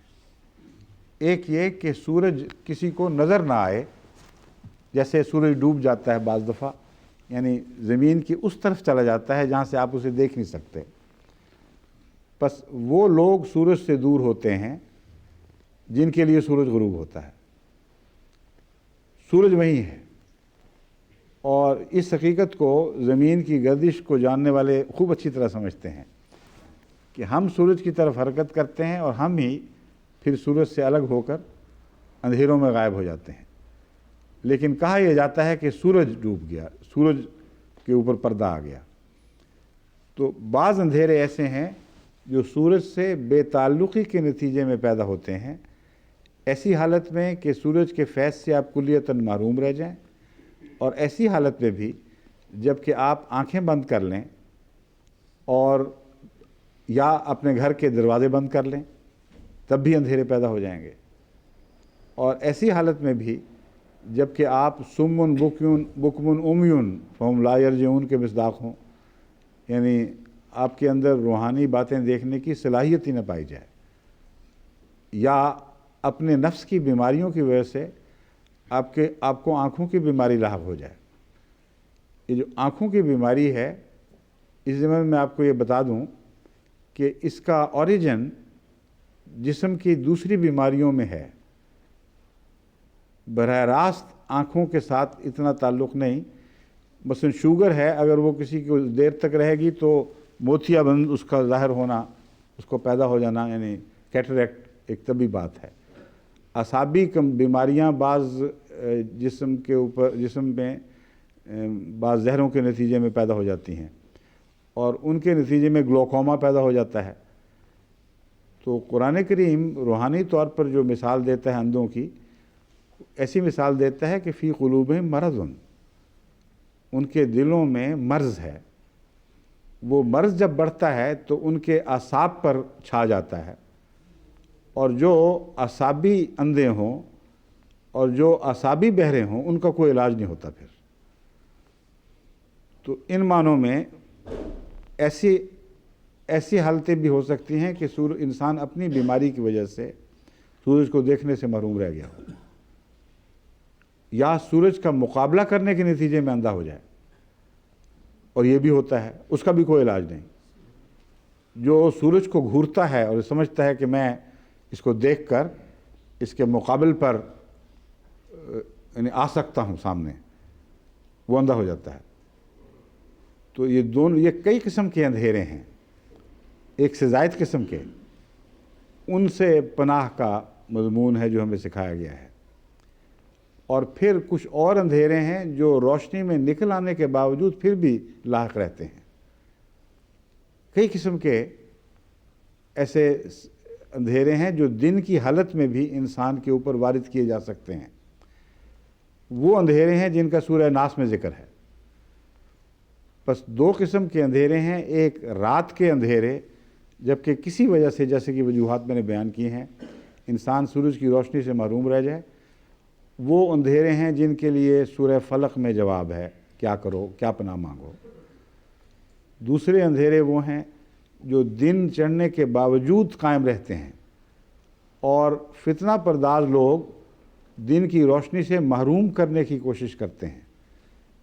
وہ اندھیرے ہیں جن کا تعلق در حقیقت ایک رنگ میں عیسائیت کی بگڑنے والی حالت کے ساتھ ہے، کیونکہ مغضوب اور ضالین میں جو فرق ہے وہی ان اندھیروں میں فرق ہے جو سورہ فلق میں یا سورہ ناس میں بیان ہو رہے ہیں. سورہ فلق کے اندھیرے مغضوب سے زیادہ تعلق رکھتے ہیں، سورہ ناس کے اندھیرے ضالین سے زیادہ تعلق رکھتے ہیں. اور آخری فتنہ جس نے دنیا کو ہلاکت کی طرف لے جانا تھا یا ہلاکت دنیا کو ہلاک کرنے کے لیے آخری کوشش ہونی تھی، وہ اسی طاقت کے ذریعے ہونی تھی جس کا عیسائیت سے تعلق ہے، لیکن سچی عیسائیت سے نہیں بلکہ بگڑی ہوئی عیسائیت سے. بس ان معنوں میں فلق کا زیادہ تعلق مغضوب سے ہے اور ناس کا زیادہ تر تعلق ضالین سے ہے. یہ عمومی تبصرہ ہے. اس کے بعد میں اب سورہ فلق کی آیات کا مزید تعارف کرواتا ہوں نسبتاً تفصیل سے. قل اعوذ برب الفلق، کہہ دے میں رب فلق کی پناہ میں آتا ہوں، کیونکہ یہی صمد ہے اور کوئی پناہ نہیں ہے. فلق کہتے ہیں، بعض کہتے ہیں صبح کو، صبح کے معنی ہیں، لیکن حقیقت میں ہر پھاڑنے والی چیز، ہر قسم کی چیز کو پھاڑنے کا معنی فلق میں پایا جاتا ہے. رب الفلق کا مطلب ہے جو ایک چیز کو پھاڑ کر اس سے کوئی اور چیز پیدا کرتا ہے. تو اگر سورج آ جائے تو اندھیرے پھٹ گئے اور ختم ہو گئے، اندھیری رات میں سے ایک سورج طلوع ہو گیا. میں اس رب فلق کی پناہ مانگتا ہوں جس نے سورہ توحید کے ذریعے ہم پر روحانی روشنی کا آخری سورج چڑھا دیا. من شر ما خلق، اس شر سے جو ہر تخلیق سے وابستہ ہے. جب نور پیدا ہوگا تو اندھیرے کا بھی سوال اٹھ کھڑا ہوگا، جب زندگی پیدا ہوگی تو موت کا سوال بھی ساتھ اٹھ کھڑا ہوگا، جب صحت آئے گی تو بیماری کا خطرہ بھی ساتھ لاحق ہو جائے گا، جب دولت آئے گی تو ڈاکے، چوری، اچکے، مزید نقصانات ہر قسم کے یہ سوالات بھی اٹھ کھڑے ہوتے ہیں. تو ہر تخلیق خواہ وہ اعلیٰ مقصد کے لیے ہو اور اپنی ذات میں کیسی ہی اعلیٰ کیوں نہ ہو، اس کا ایک برعکس سایہ پڑ جاتا ہے اور اسے اندھیرے کہا گیا ہے.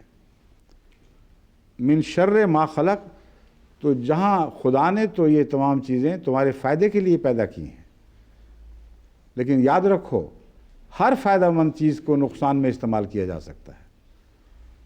بس ہم اس رب سے پناہ مانگتے، کہہ دے تو اپنے رب سے پناہ مانگو کہ تو نے پیدا تو کیا تھا اچھی چیزوں کے لیے، روشنی کے لیے اور اس کے فوائد کے ساتھ وابستہ رہنے کے لیے، مگر ہم اپنے لیے اندھیرے چن لیتے ہیں یا مجبور ہو جاتے ہیں بعض دفعہ اندھیروں میں، ہمیں ان سے پناہ دے۔ من شر غاسق اذا وقب، جب غاسق پر اندھیرا چھا جائے گا، جب غاسق پر پردہ آ جائے گا۔ غاسق کس کو کہتے ہیں؟ ایک تو ہے اندھیرا، چاند کے لیے لفظ غاسق استعمال ہوتا ہے، اور چاند جب ڈوب جائے تو اس کے لیے یہی لفظ، یہی محاورہ استعمال ہوگا، غاسق اذا وقب۔ ان معنوں میں حضرت اقدس محمد مصطفیٰ صلی اللہ علیہ وآلہ وسلم نے ایک دفعہ چاندنی رات میں حضرت عائشہ رضی اللہ تعالی عنہا کا ہاتھ تھاما اور فرمایا، عائشہ تم یہ دعا کیا کرو، من شر غاسق اذا وقب، اے اللہ مجھے اپنی پناہ میں رکھنا جب چاند ڈوب جائے گا۔ اللہ بہتر جانتا ہے حضرت عائشہ کو یہ پیغام تفصیل سے ملا یا نہیں، مگر حضرت عائشہ کے چاند تو محمد رسول اللہ تھے۔ یہ پیشگوئی تھی کہ جب تک میں تمہارے ساتھ ہوں میں تمہاری پناہ ہوں، کسی دشمن کو تم پر حملہ کرنے کی طاقت نہیں ہے، مگر میرے بعد کئی قسم کے خطرے پیدا ہو سکتے ہیں، کئی قسم کے اندھیرے آنے والے ہیں، تو تم یہ دعا کیا کرو کہ جب میرا چاند غروب ہو جائے، اے خدا مجھے اپنی پناہ میں رکھنا، کیونکہ تیری ہی پناہ ہے جو ہمیں بچا سکتی ہے۔ بس غاسق کا مطلب چاند بھی ہے اور روشنی والا بھی ہے۔ اندھیرا کرنے والے کی شرارت سے بچا جب وہ اندھیرا کر دیتا ہے۔ حضرت مسلم موعود نے یہ ترجمہ کیا ہوا ہے، اور لغت سے یہ بھی ثابت ہے کہ غاسق اذا وقب کا مطلب ہے وہ چیز جو اندھیرا کر دے، وہ سایہ فگن تو نہیں، سایہ ڈالنے والی چیز جو روشنی کے بیچ اور تمہارے درمیان حائل ہو جائے، اس کو بھی غاسق کہتے ہیں۔ بس رات کو بھی غاسق کہا جاتا ہے۔ تو مراد یہ ہے کہ جب رات آ جائے اور ہمارے اوپر رات چڑھ جائے، ہم کسی وجہ سے توحید کے نور سے محروم ہو جائیں، خواہ جان کر یا اپنے گناہوں کی پاداش میں یا زمانے کی مجبوریوں سے، تو اے اللہ ہمیں پناہ دینا اور اندھیروں سے بچا کے رکھنا۔ وَمِن شَرِّ النَّفَّاثَاتِ فِي الْعُقَدِ، اور ان نفوس کی شرارت سے جو تعلقات میں پھونکے مارتے ہیں۔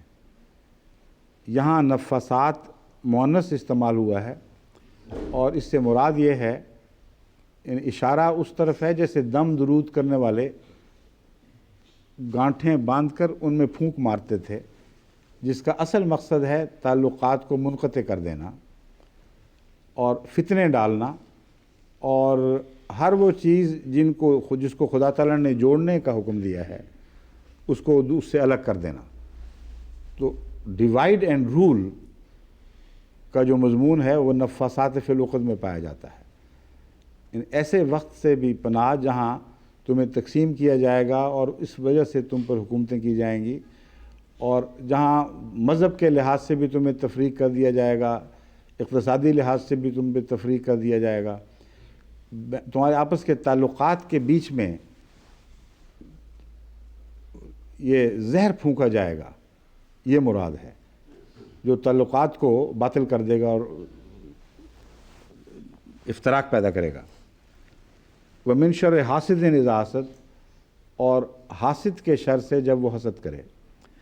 اب دیکھیں یہ سارے وہ خطرات ہیں جن کا اندھیروں سے تعلق ہے، اور اندھیروں سے تعلق ہے ان لوگوں کے لیے، یعنی خطرے اندھیروں میں ہیں جو روشنی میں ہیں۔ اب ان کو کیا پتہ کہ اندھیروں میں ان کے لیے کیا کچھ پالا جا رہا ہے، کیا کیا سازشیں تیار ہو رہی ہیں۔ تو اس صورت کا تعلق عالم الغیب سے زیادہ ہے، یعنی ایک دوسرے پہلو سے دیکھیں تو عالم الغیب کے ساتھ اس صورت کا تعلق بنتا ہے کہ تم عالم الشہادہ کو تو قبول کر بیٹھے ہو۔ توحید کا سورج جب سورہ اخلاص میں چڑھا ہے تو تم مان گئے اور اس کے حضور حاضر ہو گئے، لیکن کچھ بہت سی ایسی دنیایں ہیں جو خدا ہی کی تخلیق کردہ ہیں، لیکن وہاں کسی وجہ سے اندھیرے طاری ہیں، جو توحید سے جتنا دور ہوں گے اتنے اندھیرے بڑھیں گے، یہ مراد ہے۔ اندھیروں کا مضمون توحید کا برعکس مضمون ہے۔ تو ہر قسم کا شرک، ہر قسم کی جہالت توحید سے دوری کے نتیجے میں پیدا ہوتی ہے، اور جب وہ پیدا ہوتی ہے تو پھر وہ خطرے کی صورت خطرات کی صورت اختیار کر جاتی ہے. بہت سے اندیشے، بہت سے خطرات جو انسان کو لاحق ہوتے ہیں یا زندگی کی ہر شکل کو لاحق ہوتے ہیں، ان کا رات سے زیادہ تعلق ہے بنسبت دن کے. بیماریاں بھی رات کو خوب بڑھتی ہیں، بے چینیاں، فکریں، اندیشے، خطرات ہر قسم کے، چور و چکے عام ہو جاتے ہیں، درندوں کو زیادہ موقع ملتا ہے چیرنے پھاڑنے کا. بس رات کے بچے رات کے وقت روشنی کے بچوں کے لیے خطرہ بن جاتے ہیں، اور ان سے پناہ مانگو. وہ طاق میں بیٹھے ہوئے ہیں تم ان کو دیکھ نہیں سکتے کیونکہ وہ اندھیرے میں ہیں، تم روشنی میں ہو اور وہ تمہیں دیکھ رہے ہیں. ایسی صورت میں کیا کر سکتے ہو؟ صمد کی طرف آؤ. ایک ہی پناہ ہے.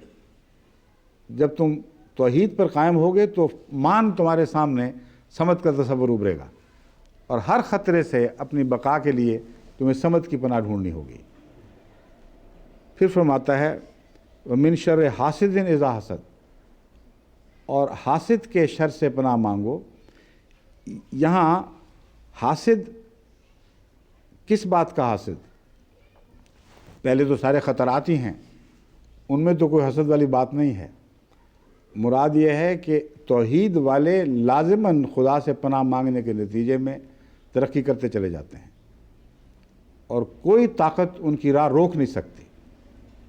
انہوں نے بہرحال بڑھنا ہے، چاہے نفاسات گانٹھوں میں پھونکے ماریں، چاہے اندھیروں میں پلنے والے ہزار قسم کے منصوبے ان کے خلاف بنائیں.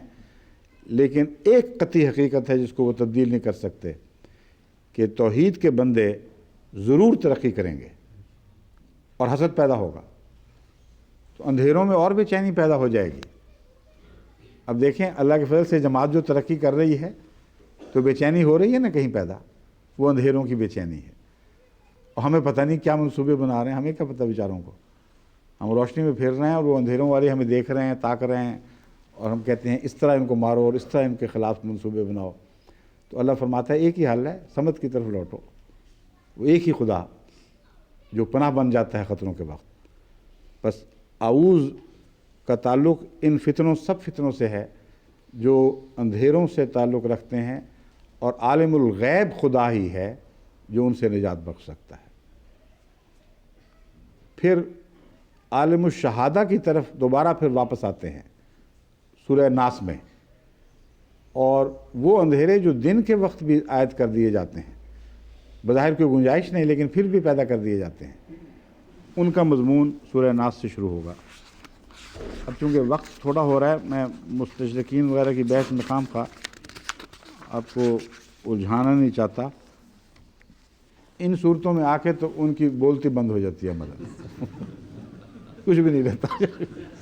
اتنی طاقتور صورتیں ہیں، ایسا زبردست ہیں باطل کے خلاف کہ ان کے آگے پھر وہ چوں چوں چاں چاں کرنے لگ جاتے ہیں، کچھ بھی نہیں رہتا. اگر کوئی ضرورت پڑی تو میں حوالہ بعد میں دے دوں گا. سر دست اس مضمون کے تسلسل میں بہتر ہے کہ آگے بات چلائی جائے. بسم اللہ الرحمن الرحیم. قل اعوذ برب الناس ملک الناس. پہلا طریق تو یہ تھا کہ تلاوت کے بعد پھر ترجمہ کیا جاتا تھا، زیادہ اچھا لگتا ہے. وہی شروع کرتے ہیں. اعوذ برب الفلق کی تلاوت نہیں نا کی تھی میں نے. بسم اللہ الرحمن الرحیم. قل اعوذ برب الفلق من شر ما خلق ومن شر غاسق اذا وقب ومن شر النفاثات في العقد ومن شر حاسد اذا حسد. بسم اللہ الرحمن الرحیم. قل اعوذ برب الناس ملک الناس الہ الناس من شر الوسواس الخناس الذی یوسوس فی صدور الناس من الجنۃ والناس۔ اللہ کے نام کے ساتھ جو بے انتہا رحم فرمانے والا اور بن مانگے دینے والا اور بار بار رحم کرنے والا ہے، کہہ دے کہ میں رب الناس کی پناہ میں آتا ہوں، اس رب کی پناہ میں آتا ہوں جو تمام بنی نوع انسان کا رب ہے، ملک الناس، اور ان کا بادشاہ بھی وہی ہے، اسی کا قانون ہے جو چلے گا، الہ الناس، اور ان کا معبود بھی وہی ہے، من شر الوسواس الخناس، اس وسواس کے شر سے میں پناہ مانگ رہا ہوں جو خناس ہے۔ وسواس کہتے ہیں وسوسہ پیدا کرنے والے کو، اور خناس کہتے ہیں وسوسہ پیدا کیا اور بھاگ کر چھپ گیا۔ تو مستقل ان طاقتوں کو یہ توفیق نہیں ہوتی کہ روشنی کا سامنا کر سکیں اور روشنی میں کھلم کھلے حملے کریں، آتے ہیں وسوسہ پیدا کرتے ہیں اور پھر اپنی کمین گاہوں کی طرف واپس لوٹ جاتے ہیں۔ تو وہ خطرات جو دن سے وابستہ ہیں، اب ان کی بحث شروع ہو گئی۔ من الجنت والناس، یہ جنوں میں سے بھی ہیں اور ناس میں سے بھی ہیں۔ یہاں مستشرقین کا اتنا ذکر ضروری ہے کہ وہ کہتے ہیں کہ دیکھو نا، محمد رسول اللہ جنوں میں بلیو کیا کرتے تھے اور گویا کہ کہانیوں وغیرہ میں ایسی باتیں کرتے تھے، حالانکہ اس صورت کا آغاز ہی بتا رہا ہے کہ جن ناس کے اندر داخل ہیں۔ اگر جن ناس سے علاوہ کوئی مخلوق ہو جو یہاں زیر بحث آئی ہو، تو پھر رب الناس والجن، ملک الناس والجن، الہ الناس والجن ہونا چاہیے۔ وہ تو ہے ہی کہیں نہیں، تو جن کہاں سے بیچ میں آدم کے؟ اس کا یہ نتیجہ میں نہیں نکال رہا کہ جن کی کوئی اور قسم یہاں نہیں مراد ہو ہی نہیں سکتی، یعنی یہاں نہیں ہو سکتی، کسی اور جگہ بھی نہیں ہو۔ میں یہ نہیں کہہ رہا، میں یہ کہہ رہا ہوں کہ کسی اور جگہ بے شک جن کے جو مرضی معنی کر لیں۔ اس صورت میں جن کو ناس کے رستے سے داخل ہوئے بغیر چارہ نہیں ہے، وہ ناس میں سے ہے تو آئے گا اس صورت میں، ورنہ نہیں آئے گا۔ تو جن سے مراد وہ معنی ہے کہ جو بہت بڑے بڑے لوگ اور بڑی بڑی طاقتیں۔ اور دوسری جگہ میں نے اس آیت کے مضمون کے تعلق سے ایک دفعہ یہ بھی ترجمہ پیش کیا تھا کہ جن کا لفظی ترجمہ یہاں بوژوا بنے گا، اور ناس کا ترجمہ ایک تو وہ ہے جو بورژوا پر یعنی کیپٹلسٹ طاقتوں پر بھی اطلاق پاتا ہے، اور ایک وہ جس کا پرولیٹریٹ سے تعلق ہے، یعنی عوام، اور یہ دونوں انسان ہی ہوتے ہیں،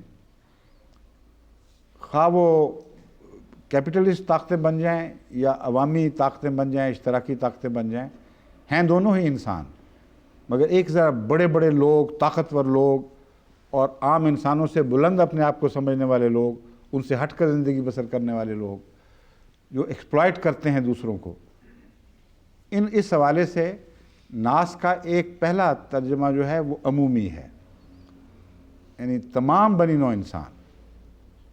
ان بنی نوع انسان میں جن بھی داخل ہیں اور عوام الناس بھی داخل ہیں، بڑے لوگ بھی داخل ہیں اور عامت الناس اور کمزور لوگ بھی داخل ہیں۔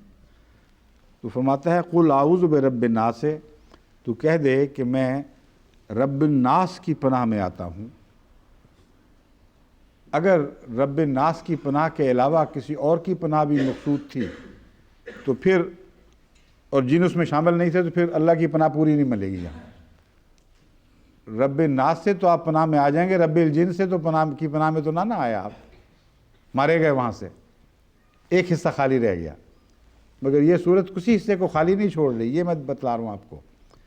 تو مراد ہے کہ ہر قسم کے شر جو انسانوں کی طرف سے پہنچ سکتے ہیں، جن کا تعلق ربوبیت سے ہے، یعنی رزق سے تعلق ہے، اور انسان کی بقا جس کا تعلق رزق سے ہے، اس مضمون کے تعلق میں میں خدا کی پناہ میں آتا ہوں، اس رب کی پناہ میں جو دراصل رزق دینے والا ہے۔ اور سب انسانوں کو دینے والا ہے، اور میں رزق کے معاملے میں کوئی ایسا دھوکہ نہیں چاہتا جس سے میں اپنے رب سے کاٹا جاؤں۔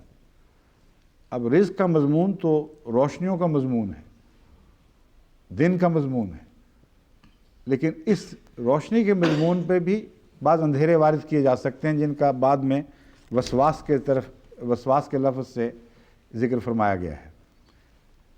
رب الناس ہے، لیکن ہم واقعتاً اسی کو رب سمجھتے ہیں کہ نہیں، یہ بحث اٹھتی ہے۔ کتنے ہیں جو خدا کو رازق سمجھتے ہیں؟ کتنے ہیں جو بات بات پر جھوٹ اور فساد اور نافرمانی کے سہارے رزق کمانے کی کوشش کرتے ہیں؟ کتنے ہیں جو رزق کی خاطر اپنا دین ایمان سب بیچ بیٹھتے ہیں؟ اور رب الناس کے تعلق میں رزق کے مضمون ہی کی وجہ سے رب الناس کا انکار بھی کیا جا چکا ہے۔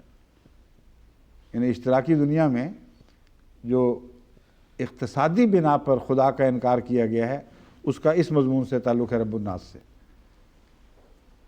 تو اللہ تعالیٰ فرماتا ہے کہ اے محمد تو اعلان کر کہ جس روشنی میں تم داخل ہوئے ہو، جس خدا سے تم نے تعلق باندھا ہے، غائب کا بھی وہی خدا ہے، غیب کا بھی وہی خدا ہے اور حاضر کا بھی وہی۔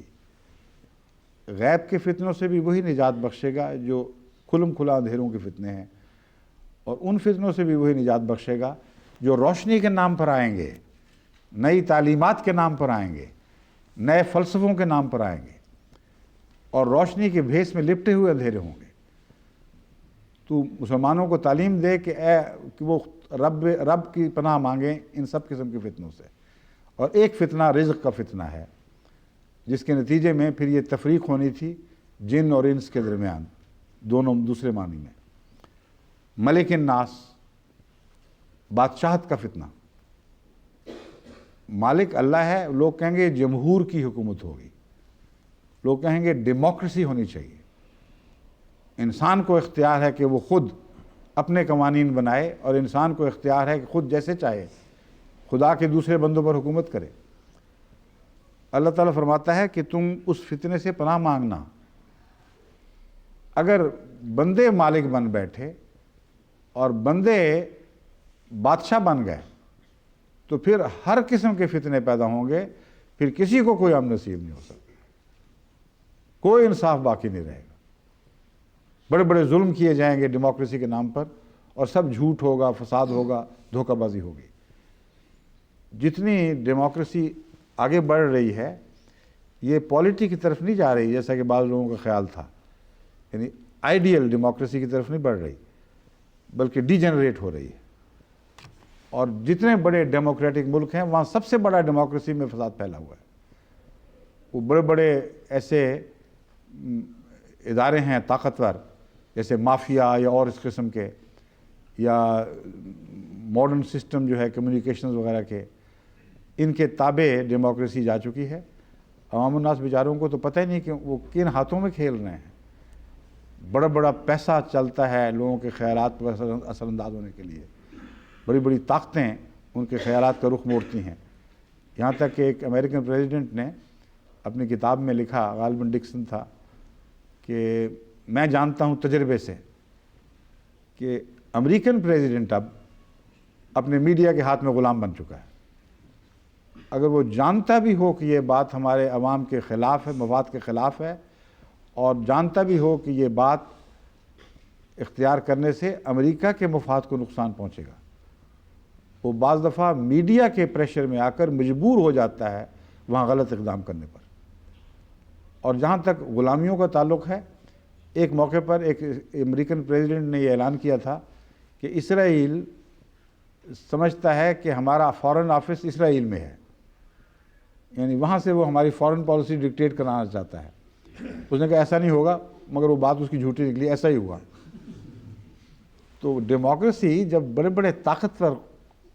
بڑی طاقتور مافیا کے ہاتھ میں جا چکی ہو، قوتوں گروہوں کے ہاتھ میں جا چکی ہو، تو ڈیموکریسی کا رہتا کیا ہے؟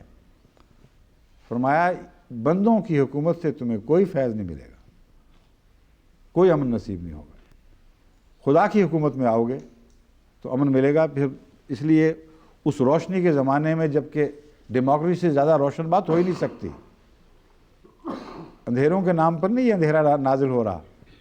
कहते हैं कि जाहिल हैं वो लोग जो डेमोक्रेसी को रद्द तरक कर रहे हैं, हम उनको डेमोक्रेसी की रोशनी की तरफ ले जा रहे हैं। मगर डेमोक्रेसी है क्या वो आप जानते ही हैं। बस फरमाया रब मलिक नास की पनाह में आना, बादशाह खुदा ही है, उसी का हुक्म चलेगा, वही मालिक है। इलाह नास, पहली दो चीज़ों का दुनिया से ताल्लुक़ है, मगर ये तफरीक कर देते हैं खुदा के दरमियान। और ये मज़मून में पहले बारहा बयान कर चुका हूँ, ज़्यादा नहीं इस पर रोशनी डालता, इशारतन बता रहा हूँ कि नए ज़मानों में खुदा को बांटा जाएगा। जिस तरह ईसाइयत ने तसलीस के ज़रिए खुदा की हस्ती में तफरीक पैदा की थी, उसी तरह ईसाई दौर में जबकि ईसाइयत का दुनिया में बोलबाला होगा और ईसाई हुकूमतें सारी दुनिया पर अमलन हुकूमत कर रही होंगी, इंसान को खुदा ताला के तसव्वुर को अपनी ताकतों के लिहाज से तीन हिस्सों में मुनक़सिम कर दिया जाएगा। एक वो जिसका रबूबियत से ताल्लुक़ है, और खुदा की रबूबियत को अलग बतौर रब के अलग ट्रीट किया जाएगा, और इस पहलू से उससे रबूबियत छीन ली जाएगी। मलकियत के मालिक होने के लिहाज से, बादशाह होने के लिहाज से उसकी एक अलग हैसियत करार दी जाएगी, और उससे मालिकियत छीन ली जाएगी, और कहा जाएगा कि अब बंदे रब हैं और बंदे मालिक हैं। हमारी रबूबियत को मानोगे तो रोटी मिलेगी, वरना नहीं मिलेगी। हमारी बादशाहत को तस्लीम करोगे तो तुम्हारी हुकूमतें कायम रहेंगी, वरना कमज़ोर मुल्क हो, पाकिस्तान, हिंदुस्तान वगैरह वगैरह, तुम्हें वहम है कि तुम आज़ाद हो। अमेरिका की मर्ज़ी पर है कि तुम्हारी हुकूमतें कायम रहें या ना रहें। अगर तुमने आज़ादी का सर उठाया तो हम उसे कुचलना भी जानते हैं, इसलिए हम मालिक हैं और कोई मालिक नहीं है। बस जो खुदा की पनाह में नहीं जाएगा वो तो ग़ुलाम ही रहेगा और बंदों का ग़ुलाम रहेगा, और वो बंदे जिनकी ग़ुलामी सरासर जुल्म और अंधेरा है। तो इस तरह रोशनियों को अंधेरों में तब्दील करने का ज़माना आने वाला था, उसकी पेशगोई फरमाई है, और ईसाइयत के ताल्लुक़ में उसकी तसलीस का नक्शा खींचा गया है कि ये रूहानी तसलीस जो बनाई गई है ये अमदन एक तसलीस पर जाके मुंतज हो जाएगी। जब कहा जाएगा रब और है, मलिक और है, और इलाह और है, पीछे जो खुदा का रह गया इबादत करते रहो बेशक उसकी, फिर क्या रह जाता है वक्त उसका। इलाह की तरफ जाने के लिए, ज़हनों की तवज्जो फिरने के लिए लाजिम है कि वो इलाह रब भी हो और मलिक भी हो।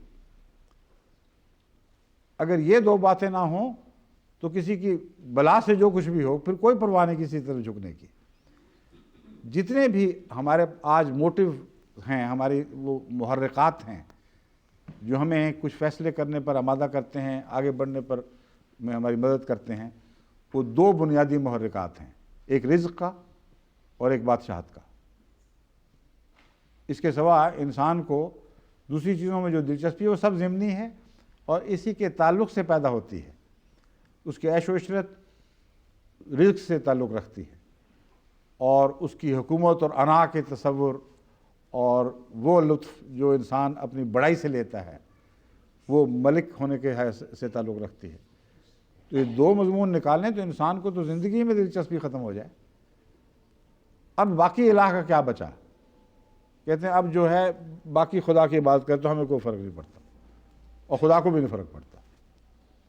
उस खुदा की इबादत जिसको रब नहीं मान रहा है, जिसको मलिक नहीं मान रहा है, उसकी बला से। तभी अल्लाह ताला फरमाता है कि तुम जो शिरक करते हो, जो तकसीम करते हो गोश्त शरीकों के लिए, वो उनको पहुंच जाता है। जो अल्लाह के लिए करते हो उसके बाद खुदा को नहीं पहुंचता, वो भी उन्हीं को ही पहुंचता। तो मतलब है ये इलाह तुमसे ताल्लुक़ तोड़ लेगा, तुम्हारा कोई माबूद बाकी नहीं रहेगा। इसलिए माबूद की पनाह में माबूद के हवाले से आओ।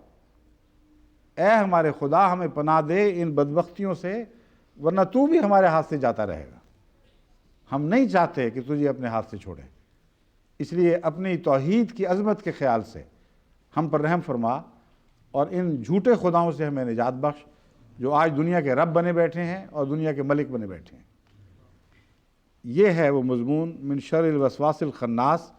अब यहाँ वसवासिल खन्नास का ताल्लुक़ बहुत वाज़ेह तौर पर खुल गया کہ وہ ساری طاقتیں جو ان تین باتوں میں فتنے پھیلانے والی ہیں، وہ عجیب و غریب مضمون دماغوں میں پھونکتی ہیں، اس پر لٹریچر لکھا جاتا ہے، بے شمار کتب تصنیف ہوئی ہیں، اور اس طرح بھی ان کے میڈیا میں ہر طرح سے جو آخری نتیجہ ہے وہ یہ ہے کہ ربوبیت طاقتور مالدار قوموں کا کام ہے، اور ملکیت بھی طاقتور مالدار قوموں کے قبضے میں ہے، باقی کوئی حیثیت نہیں۔ ہمیں سجدہ کرو گے تو تمہیں سب کچھ ملے گا، لیکن جہاں تک ظاہری سجدوں کا ماتھا ٹیکنا جس کو کہتے ہیں اس کا تعلق ہے، بے شک کسی خدا کی عبادت کرتے پھر ہمیں کوئی پرواہ نہیں، اور اللہ کہتا ہے مجھے بھی پھر کوئی پرواہ نہیں، چھٹی کر جاؤ۔ الذی یوسوس فی صدور الناس من الجنۃ والناس، یہ فتنے دو قسم کے ہیں، ایک ہے وہ استعماری فتنہ اور جنوں کا فتنہ، یعنی بڑی بڑی طاقتور قوموں کا فتنہ، اور ایک ہے ناس کا فتنہ جو اشتراکیت سے پھیلا ہے، وہاں سے اس نے وہ پیدا ہوا ہے۔ تو فرماتا ہے کہ دونوں قسم کے اسکالرز، دونوں قسم کے بڑے بڑے لوگ اور ان دونوں گروہوں سے تعلق رکھنے والے تمہارے اندر پھونکے ماریں گے اور تمہیں خدا سے توڑنے کی کوشش کریں گے اور وسوسے پیدا کرنے کی کوشش کریں گے۔ یہ جو مضمون ہے اس کو پیش نظر رکھتے ہوئے ہم دعا کی طرف متوجہ ہوں گے۔ کہاں ہے جی؟ وقت ہو گیا نا دعا کی طرف جانے کا؟ ہاں ہاں وہی کوئی باتیں اور بھی تو کرنی بیچ میں۔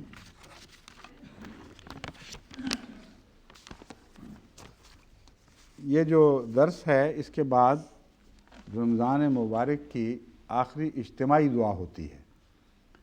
اگرچہ رمضان مبارک کا ایک دن ابھی کل باقی ہوگا، لیکن مختلف مشوروں کے بعد یہی طے پایا تھا، مجھے سمجھ نہیں آئی کس وجہ سے، ہو سکتا ہے بعض علاقوں میں پہلے رمضان ختم ہو رہا ہو، غالباً عرب علاقوں میں بعد میں ہو رہا ہے،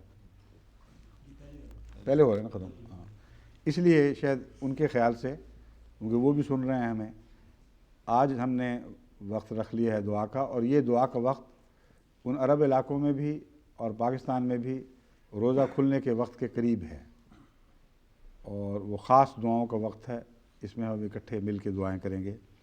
آپ کو یاد دلاتا ہوں، پہلا تو یہ ہے کہ سبحان اللہ و بحمدہ سبحان اللہ العظیم اللہم صلی علی محمد و آل محمد۔ سب سے زیادہ سب سے پیاری بات جو خدا تعالیٰ کو بہت ہی زیادہ اچھی لگتی ہے وہ ہے سبحان اللہ و بحمدہ۔ یہ دو کلمے ہیں، پاک ہے وہ اللہ ہر قسم کی کمزوریوں سے، لیکن اپنے حمد کے ساتھ، یعنی صرف کمزوریوں سے پاک نہیں، ہر کمزوری کے مقابل پر اس میں ایک حمد موجود ہے۔ سبحان اللہ العظیم، واہ کیا کام، کیا شان ہے ہمارے رب کی۔ عظیم کا لفظ یہاں اسی طرح کا ہے جیسے ہم کسی کو بندے کے متعلق بہت ہی متصل ہو جائیں، عظیم آدمی ہے۔ تو اللہ تعالیٰ عظیم ہے، جو ہر خرابی سے پاک، ہر خوبی سے مرصع اور ہر خوبی اس کی ذات میں کامل طور پر موجود، ایسے وجود کی تعریف ہونی چاہیے، اسی سے تعلق جوڑنا چاہیے۔ اس کے ساتھ حضرت مسیح موعود علیہ السلام کو الہام ہوا کہ درود اس کے ساتھ شامل کرو، اللہم صلی علی محمد و آل محمد، اے اللہ محمد پر سلامتی سلام بھیج اور ہر قسم کی برکتیں اسے عطا فرما، اور آل محمد پر بھی۔ تو یہ سب دعاؤں کا نچوڑ ہے، یہ دعا ہو جائے تو ساری دعائیں اس کے اندر داخل ہو جاتی ہیں، اور آل محمد میں محمد رسول اللہ صلی اللہ علیہ وسلم کی امت تو داخل ہے ہی، مگر خصوصیت سے وہ امت جو حقیقتاً محمد رسول اللہ کی سنت پر چلنے والی ہے، اور آپ کی آل میں سے وہ خونی تعلق والے بھی جو محمد رسول اللہ کے ساتھ خونی رشتہ بھی رکھتے ہیں اور روحانی رشتہ بھی رکھتے ہیں۔ پھر ایک وسیع تر معنی میں آل کا لفظ سارے بنی نوع انسان پر بھی صادق آتا ہے، کیونکہ جس کی جو قوم ہو اسے اس کو آل کہا جاتا ہے، اور محمد رسول اللہ کی قوم سارے بنی نوع ہیں، تمام انسان ہیں۔ بس ان معنوں میں یہ دعا جو ہے بہت ہی وسعت اختیار کر جاتی ہے۔ गुज़श्ता सुलहाए उम्मत को भी दुआ में अम्बिया अलैहिमुस्सलाम को सलाम दुरूद भेजते हैं, उसके साथ दूसरे बुज़ुर्गों पर भी सलाम और दुरूद भेजने चाहिए। अल्लाह ताला ने हमें ये सबक सिखाया है। और मैं ये समझता हूँ कि तो गुज़श्ता उम्मतों के लिए भी और उनके बुज़ुर्गों के लिए भी हमें दुआ करते रहना चाहिए। उनके लिए दुआ करने से एक और फ़ायदा होगा कि उनकी उम्मतों के लिए भी दुआ हो जाएगी और उन्हें भी इस्लाम कबूल करने की तौफीक मिलेगी। आलम इस्लाम के लिए अमूमी दुआएं, खुदा उन्हें बाहमी इत्तिहाद अता फ़रमाए, अखुवत अता करे, एक मोहब्बत के रिश्ते में मुंसलिक हों और दुश्मनों के तफ़रीक़ा पैदा करने वाले फितनों से जो नफ़ासात में फूंकते हैं उसके शर से अल्लाह इनको बचाए रखे। दज्जाल के फितने के हर किस्म के शर से अल्लाह ताला हमें निजात बख्शे और पनाह में रखे और उसकी चालों और ख़तरनाक साजिशों से जिनका हमें कोई इल्म नहीं, उन अंधेरों से भी हमें बचाए। अमन आलम के लिए और जो ख़तरात इस वक्त अमन आलम को दरपेश हैं उनसे बचने के लिए दुआ। इशाअत इस्लाम और अहमदियत के लिए जो नए नए रास्ते खुदा ताला खोल रहा है हमारे लिए तरक्की के और दुनिया को हदायत की तरफ बुलाने के, उनके लिए दुआ। और इस रास्ते के साथ जो हासिद का शर वाबस्ता है उसके शर से बचने की दुआ। फिर वाक़िफ़ीन के लिए और वक्फ़ नौ के मुजाहिदीन के लिए, वाक़िफ़ीन से मुराद यहाँ सिर्फ़ वो वाक़िफ़ीन नहीं हैं जो ज़िंदगियाँ वक्फ़ करके खिदमत दीन में बाकायदा हम वक्त हाज़िर हो गए, बल्कि मैं वाक़िफ़ीन में उनको भी शुमार करता हूँ जिन्होंने हम वक्त अपने आप को पेश नहीं किया मगर सारा वक्त दीन ही के लिए है और दफ्तरों से फ़ारिग होते दीन के कामों की तरफ लौटते और बिल्कुल अपनी दुनिया को भुला बैठे हैं अमलन। ऐसे लोग दिन ब दिन बढ़ रहे हैं जमात अहमदिया में, हर मुल्क में काम बढ़ने के साथ अल्लाह के फजल से ऐसे फ़िदायीन वाक़िफ़ीन भी बढ़ते चले जा रहे हैं जो बईद नहीं कि लाख के करीब पहुँच चुके हों या इससे भी बढ़ गए हों। फिर शुहदाए अहमदियत के लिए, असीरान राह मौला के लिए, उनकी रस्तगारी के लिए, अहबाब जमात अहमदिया आलमगीर के लिए, इनफरादी और नौई लिहाज से मुख्तलिफ़ किस्म के मसाइल से दो चार लोगों के लिए कसरत से ऐसे ख़त मिलते हैं जिनमें मसाइल दरपेश होते हैं, बेशुमार हैं। दुआ के वक्त हर शख्स को हर मसले के ताल्लुक़ में याद रखना मुमकिन नहीं होता, क्योंकि अब ये दुआ का मज़मून बहुत फैल गया है। ये नहीं है कि कोई इत्तफाक से आके मिल जाए कि हमारे लिए दुआ करो। अब तो रोज़ाना के ख़तों में जितनी दुआ के मुतालबे आते हैं उनको अगर सोच सोच कर एक एक के लिए दुआ करे कोई तो सारा दिन सिर्फ दुआ के लिए चाहिए। इसलिए मैं वही तरीका इख्तियार करता हूँ जो अमूमन हज़रत मौलवी शेर अली साहब किया करते थे, दुआ की दरख्वास्त होते ही फ़ौरन दुआ कर देते थे। तो गुज़रते हुए साथ साथ दुआ करता जाता हूँ और बाद की जो इज्तिमाई दुआ है उसमें इन किस्मों के लिहाज से दुआ करता हूँ कि ए अल्लाह इस किस्म के जितने भी ख़त आए थे तू जानता है, जिसने भी ज़ुबानी भी कहा था तू जानता है, इस नौ के लोगों को उनकी मुश्किलात से निजात बख्श।